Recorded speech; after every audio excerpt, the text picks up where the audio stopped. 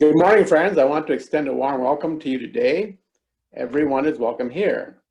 This community is a safe place in which we support each other in the sacred task of becoming, celebrate the transcending mystery of life, and rely on the transforming power of love. The theme of today's service is looking back for a better way forward. If we look back a bit into our UU heritage, there is one particularly outstanding feature. We have always been the people who have stood with the poor, the downtrodden, the oppressed, and the outcast. Standing in the right place at the right time is an important part of our UU spirituality. Standing up for justice, for the marginalized, for the earth, for love and for compassion is who we are. Last week during the service, I received an email from a person in our Zoom congregation. The email was a response to Reverend Vogel's sermon about how the Unitarian church he served in New York was standing against hatred in all its multifarious forms. The sender of the email relayed to me that they were left feeling judged and inadequate because they weren't doing enough. My response is twofold. First, sometimes the person that it is most difficult to stand with is yourself. To give yourself grace, to let go of those long-running programs of the mind that lead to unrealistic self-assessment, condemnation, and judgment of oneself. And besides, every day is a new day with its own opportunities to stand with.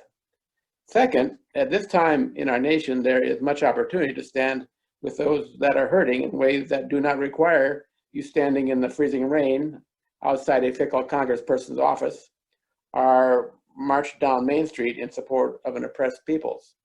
There is a group of people who are really hurting right now. They are many of the people that backed the candidate that did not win the last presidential election. These folks are not just some assault rifle toting neo-fascists that we see on TV.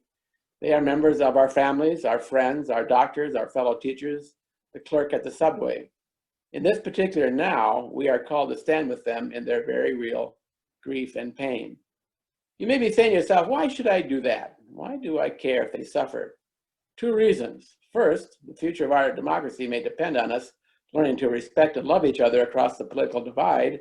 And second, because you must do so for your own salvation and healing.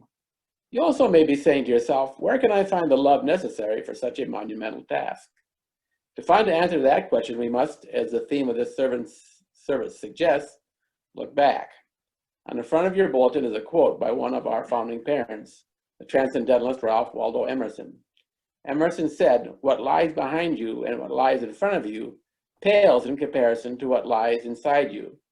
In each of us is a greatness, a deep and abiding love that transcends time, space, and causality, and will, when we draw from it, sustain us spiritually and provide the manna that will enable us to stand with those among us who suffer from the pain and grief of losing their hero.